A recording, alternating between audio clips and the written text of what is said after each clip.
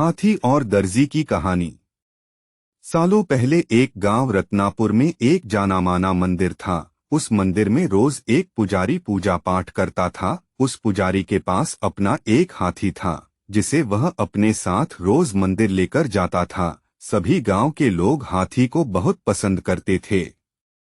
हाथी भी मंदिर में आने वाले सभी श्रद्धालुओं का खूब स्वागत सत्कार किया करता था। सुबह पूजा पाठ खत्म करने के बाद पुजारी अपने हाथी को नहलाने के लिए तालाब में लेकर जाता था। रोज हाथी तालाब में नहाने के बाद घर लौटते समय दर्जी की दुकान पर रुकता था। दर्जी भी रोज हाथी को प्यार से एक केला खाने को देता।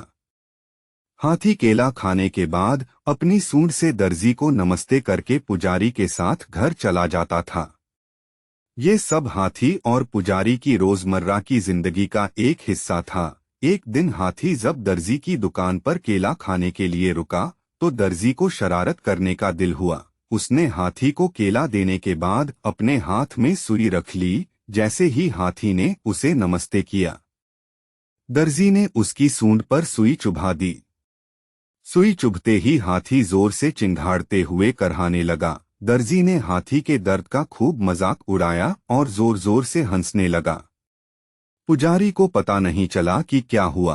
वह हाथी को सहलाते हुए अपने घर लेकर चला गया। अगले दिन फिर पुजारी और हाथी तालाब से लौटकर आ रहे थे।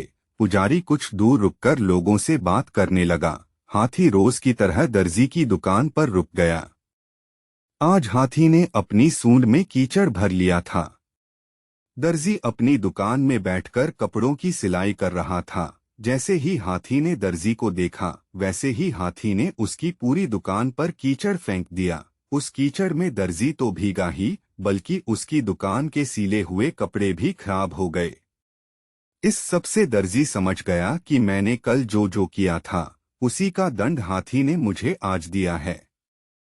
दर्जी को अपनी गलती का एहसास हुआ और वह हाथी के पास भागकर गया। उसने हाथी से माफी मांगने की कोशिश की। उसने कहा, हे गजराज, आपने बिल्कुल सही किया। मैंने जो कल किया था उसका नतीजा यही होना चाहिए।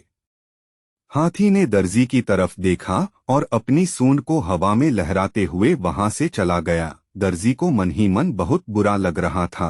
उसने अपने मजाकमस्ती के चक्कर में एक अच्छा दोस्त हाथी खो दिया था। उस दिन से दर्जी ने ठान ली कि वह किसी को भी मजाक में भी नुकसान नहीं पहुंचाएगा। नैतिक शिक्षा। दर्जी और हाथी की कहानी से यह सीख मिलती है कि किसी के साथ भी बुरा व्यवहार नहीं करना चाहिए, मजाक में भी नहीं।